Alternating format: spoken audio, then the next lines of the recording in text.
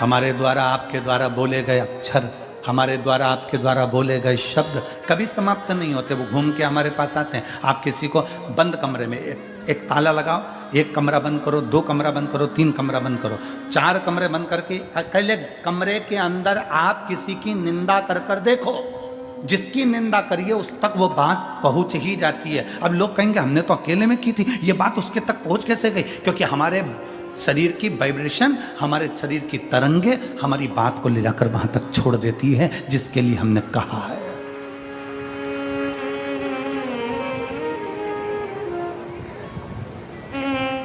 हमारे शरीर की वाइब्रेशन, हमारे शरीर की तरंगे वहां तक ले जाकर छोड़ देती है जिसके लिए हमने अपशब्द कहा। आप किसी को गाली देकर देखो, चलो जाने तो आपका कोई नौकर हो ना, आप अपने घर पे बैठ के नौकर को ही कुछ अपशब्द कह के देख ले, नौकर नहीं है वहां पर, परंतु उस नौकर को मालूम पड़ जाएगा कि मेरे सेठ के मुख में, मेरे सेठ ने मेरे लिए कुछ कहा, मेरे सेठ के दिमाग में कुछ चल रहा है। हमारी वाइब्रेशन बता देती है, हमारी तरंगे बता देती है।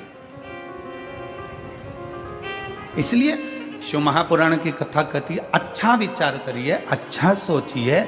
अगर कोई तुम्हारा दुश्मन है ना, उसके बारे में अच्छा सोचना चालू करो। एक दिन वो दुश्मन तुम्हें सुंदर माला लाकर ना दे, तुम्हारे को गुलाब का फूल लाकर ना दे, तुम्हारे लिए गुलदस्ता लाकर ना दे, तो कहना जो दुश्मन है उसके लिए वे अच्छा सोचना प्रारंभ करो, श्रेष्ठ सोचो।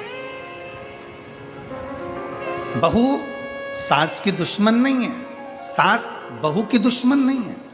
अगर बहू की दुश्मन होती सास तो अपनी रकम तुड़वाकर बहू को ना देती शादी के पहले, शादी के समय पर।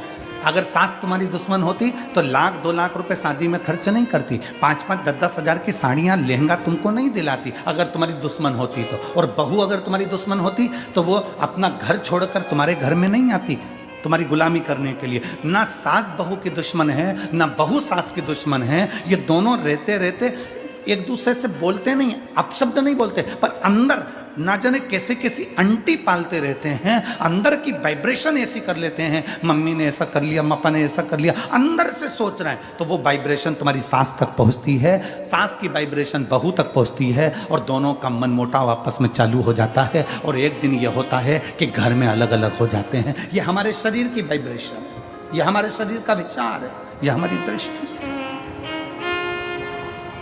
आप अच्छा सोचो ना।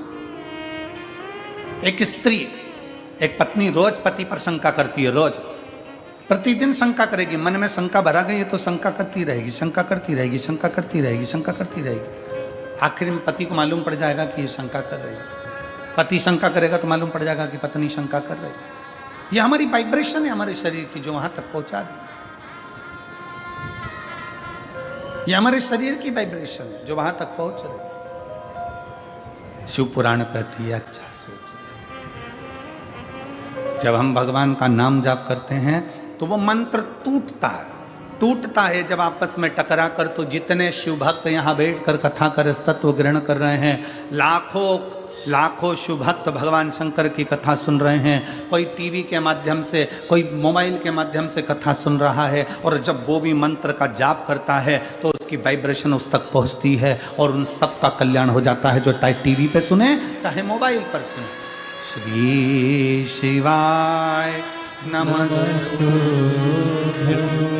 श्री शिवाय नमस्तु, सब बोलिए श्री शिवाय नमस्तु, श्री शिवाय नमस्तु,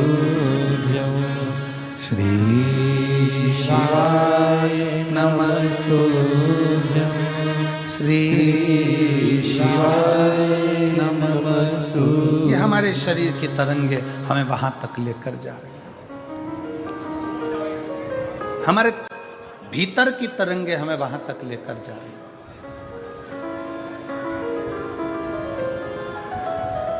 भगवान दुख नहीं काटता।